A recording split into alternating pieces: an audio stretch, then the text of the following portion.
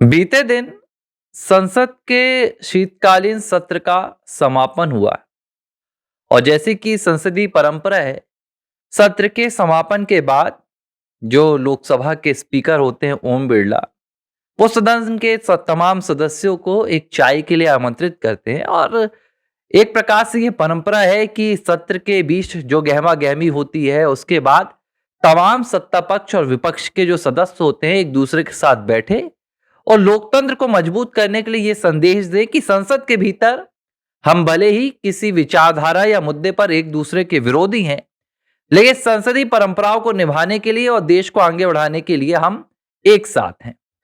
हालांकि 2024 के बाद, क्योंकि 10 सालों तक तो विपक्ष के पास अपना कोई नेता नहीं था, विपक्ष का कोई भी नेता नहीं था, इतनी मेजोरिटी पर कोई सीट नहीं ला पाता था कि वो विपक्ष का नेता का पद हासिल कर सके।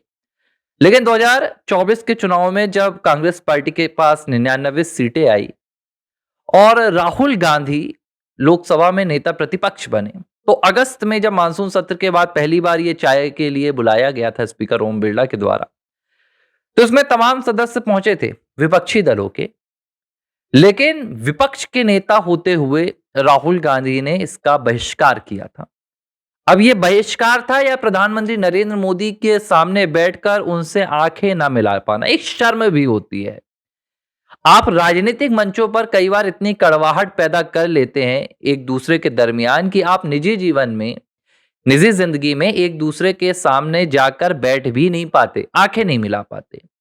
शायद राहुल गांधी के लिए यही हाल था।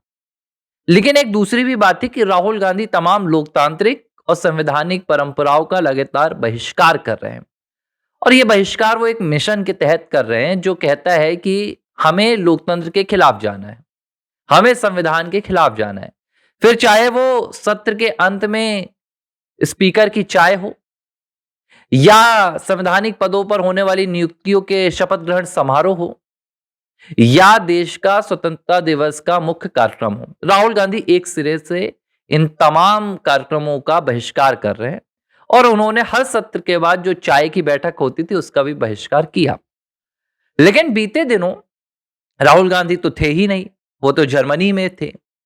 इस बीच प्रियंका गांधी वाड्रा, जो कि सीधे तौर पर कांग्रेस पार्टी की 3 जो हाईकमान सदस्य हैं उनमें से एक मानी जाती है। देखिए, ये एक अलग बात है कि कांग्रेस पार्टी का अध्यक्ष कौन है। कांग्रेस पार्टी के अध्यक्ष मल्लिकार्जुन खड़गे हैं, लेकिन मल्लिकार्जुन खड़गे की वो हैसियत कहीं भी नहीं है जो गांधी परिवार के इन 3 सदस्यों के इर्द गिर्द नजर आए। चूंकि अब राहुल जर्मनी में थे और गांधी परिवार की एक सदस्य के तौर पर प्रियंका गांधी सदन में मौजूद थी। प्रियंका ने कमान संभाली और प्रियंका इस बैठक में गई। चाहती तो प्रियंका भी इस बैठक का बहिष्कार कर सकती थी। ऐसा नहीं है कि प्रियंका प्रधानमंत्री नरेंद्र मोदी के खिलाफ नहीं बोलती हैं। प्रियंका भाजपा या देश के खिलाफ कैसे बयान नहीं देती है, जैसे बयान कांग्रेस पार्टी देती रहती, बयान आते रहते हैं। बावजूद इसके अब तक प्रियंका ने भाषा की मर्यादा को कहीं ना कहीं बनाए रखा हुआ है और इसकी 2 वजह है। पहली वजह कि प्रियंका गांधी राजनीति करना चाहती हैं। प्रियंका देश में राजनीतिक जमीन तलाश रही हैं और दूसरी वजह यह है कि प्रियंका ने इस बात को समझा है कि भारत में आपको राजनीति एक क्षेत्र अधिकार के भीतर करनी होती है। आपके पास भाषा की मर्यादा होनी चाहिए। ठीक है, विचारधारा कितनी भी विपरीत हो सकती है, लेकिन जिस तरीके से राहुल गांधी तू तड़ाक करते हैं, प्रधानमंत्री नरेंद्र मोदी के लिए अपमानजनक शब्दों का इस्तेमाल करते हैं, भाषा की मर्यादा को भूलते हैं।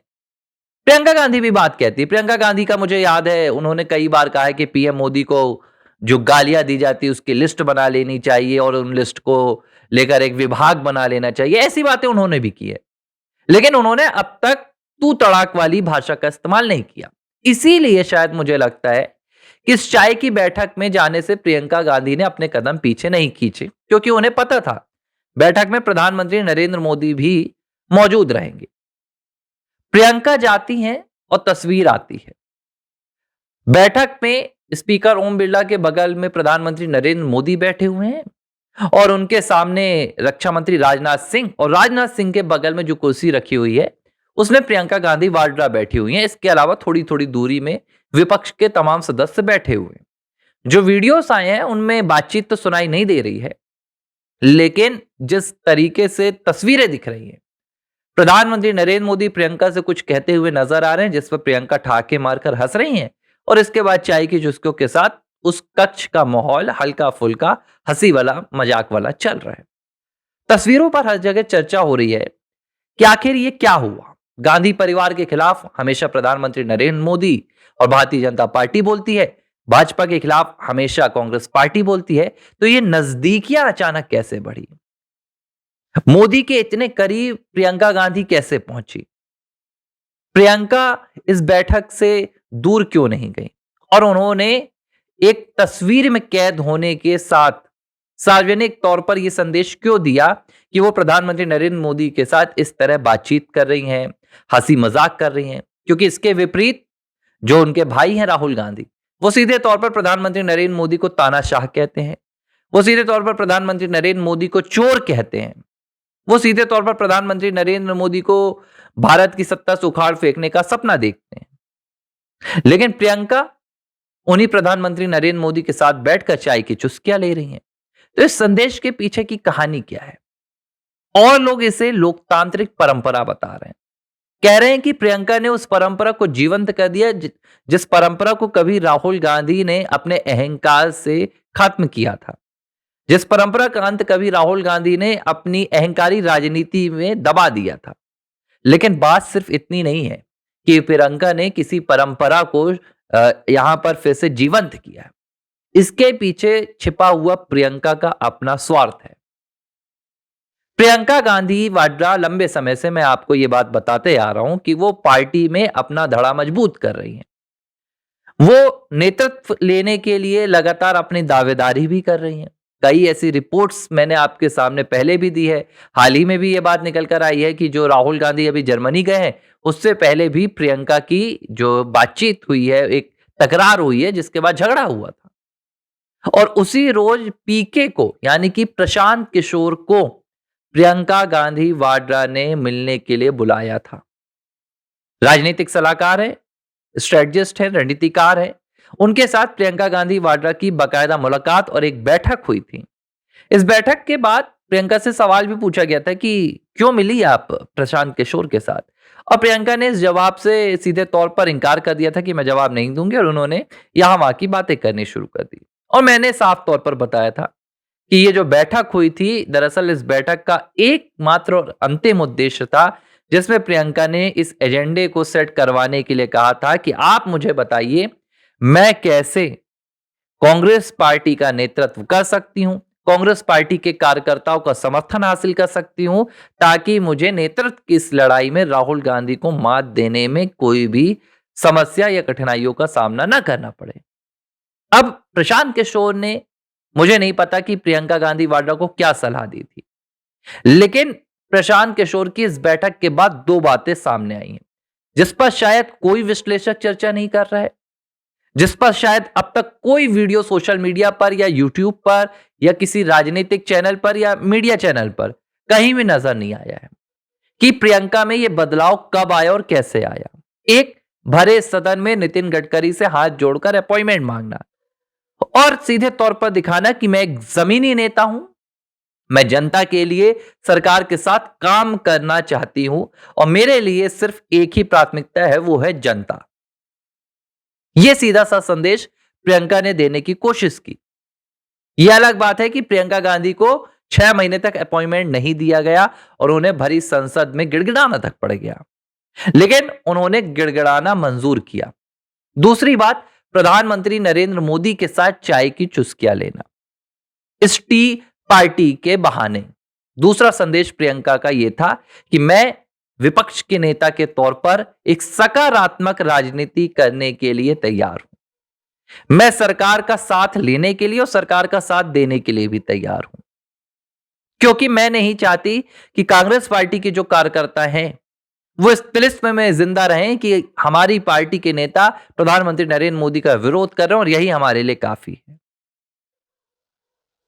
और प्रियंका अब सीधे तौर पर सरकार के करीब जाना चाह रही, क्यों करीब जाना चाहती हैं? क्योंकि देखिए जो 2 मुद्दे उठाए उन्होंने, एक उन्होंने हिमाचल प्रदेश का मुद्दा उठाया, हिमाचल प्रदेश शिमला चंडीगढ़ हाईवे का, और दूसरा मुद्दा उन्होंने अपनी कॉन्स्टिट्यूएंसी यानी कि वायनाड की सड़कों का उठाया। ज़ाहिर-सी बात है प्रियंका दोनों राज्यों में अपनी एक तो केरल में लोकसभा क्षेत्र में और दूसरा हिमाचल प्रदेश में यहाँ पर सड़कों के लिए जो भी काम चाहती हैं, वो चाहती हैं कि वो जल्द से जल्द हो जाए। और ये जल्द से जल्द तब होगा जब वो केंद्रीय सड़क परिवहन मंत्री से इस संदर्भ में चर्चा करेंगी और अपना रुका हुआ काम आगे बढ़वाएंगी। इससे सीधा जो फायदा होगा वो प्रियंका को उस राज्य में कांग्रेस कार्यकर्ताओं के जरिए भी मिलेगा और जनता के जरिए भी मिलेगा। अब इस पूरी स्ट्रेटजी के पीछे प्रशांत किशोर ने उन्हें सलाह दी, क्योंकि अचानक ये परिवर्तन देखने को मिला है। आज से पहले कभी भी प्रियंका इस तरह किसी भी बड़े भाजपा के नेता के करीब नहीं पहुंची हैं। लेकिन 2 दिन में 2 तस्वीरें आना। एक नितिन गडकरी जो भाजपा के पूर्व अध्यक्ष, राष्ट्रीय स्वयंसेवक संघ के एक कर्मठ सदस्य रहे हैं, स्वयंसेवक रहे हैं, और दूसरा प्रधानमंत्री नरेंद्र मोदी के साथ। 12 सालों में प्रधानमंत्री नरेंद्र मोदी के साथ शायद ही गांधी परिवार के किसी भी सदस्य की इतनी हंसी मजाक वाली ऐसी कोई तस्वीर आई हो जिसने लोगों का ध्यान अपनी ओर खींचा हो। लेकिन ये तस्वीर आई है तो मतलब साफ है, प्रियंका ने कांग्रेस पार्टी की कमान अनौपचारिक तौर पर अपने हाथों में ले ली है। राहुल गांधी की गैर मौजूदगी में प्रियंका ने यह भी साबित कर दिया है कि वो संसद में कांग्रेस पार्टी का पक्ष भी रख सकती हैं और संसद की परंपराओं का पालन भी कर सकती हैं। इससे 2 संदेश, एक तो कार्यकर्ताओं का उन्होंने ध्यान खींचा और दूसरा उन्होंने सरकार की ओर भी कहीं ना कहीं अपना ध्यान दिया है कि देखिए मैं आपके पास आई हूं, अब आप मुझे ही नेतृत्वकर्ता समझिए, आप मुझे विपक्ष के चेहरे के तौर पर तवज्जो देना शुरू कीजिए। इससे पहले संसद में प्रियंका ने ही आपकी वीवी जी राम जी बिल पर उन्होंने चर्चा की और वंदे मातरम पर भी प्रियंका ने ही चर्चा की थी, जबकि राहुल गांधी सिर्फ चुनावी सुधार के कार्यक्रम पर चर्चा करने के लिए आए थे और उसमें बुरी तरह पिटकर चले गए। तो एक चीज तय है, कांग्रेस पार्टी में बहुत जल्द प्रियंका गांधी वाड्रा का चेहरा नजर आएगा और राहुल गांधी की छुट्टी लगभग तय है। हो सकता है इसके बाद कांग्रेस पार्टी की जो 2 धड़ वाली बात आ रही है उसमें से एक धड़ प्रियंका गांधी वाड्रा वाला ही हो, क्योंकि मुझे नहीं लगता है कि राहुल गांधी इतनी आसानी से बहन प्रियंका को कांग्रेस की कमान सौंप देंगे, क्योंकि ये कोशिश प्रियंका 2004 से कर रही हैं और 2024 में आकर उनको पहली बार लोकसभा में 1 सीट मिल पाई है, 1 टिकट मिल पाई है। तो जंग आगे प्रियंका के लिए संघर्ष भरी रहेगी। लेकिन एक चीज जरूर तय है कि राहुल के मुकाबले अगर प्रियंका ने इस टी पार्टी में जाना अपने लिए और पार्टी के लिए एक बेहतर निर्णय माना है, तो कहीं ना कहीं कांग्रेस पार्टी के लिए प्रियंका कार्यकर्ताओं का दिल जीत सकती हैं और राहुल गांधी के खिलाफ एक अपना धड़ा तैयार करने में उन्हें आसानी हो सकती है।